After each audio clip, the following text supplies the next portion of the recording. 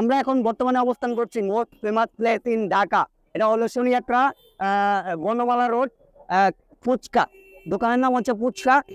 এখানে কি খাওয়া যায় চলেন দেখি। আমাদের খাবার চলে আসছে, চলেন ট্রাই করে দেখি।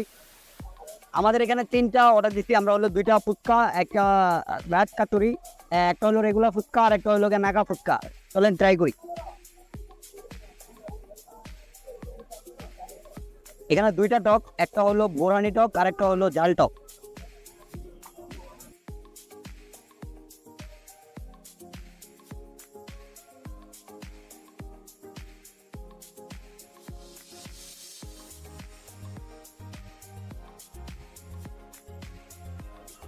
বেশ ভালো।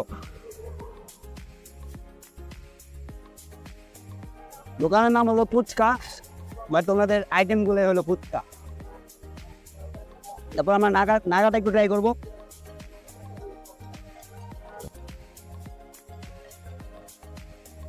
এটা হলো বোরানি টক।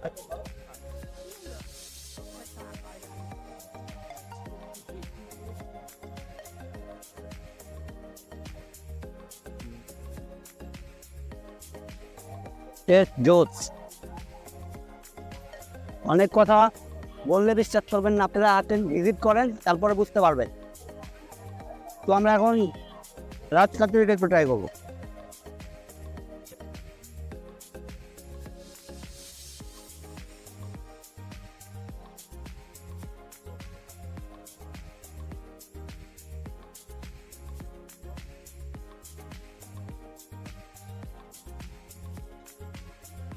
দেখেন এখানে আসেন,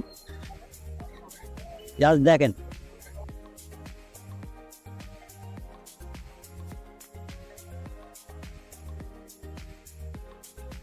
best, on of the best, আমার মতো অন অফ দ্য বেস্ট রাজ কাচুরি।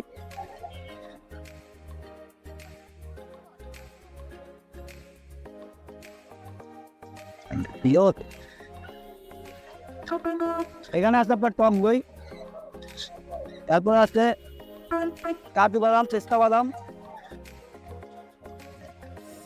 ফুচকা। এটা কি যাই হোক, ফুচকার মশলা আর কি।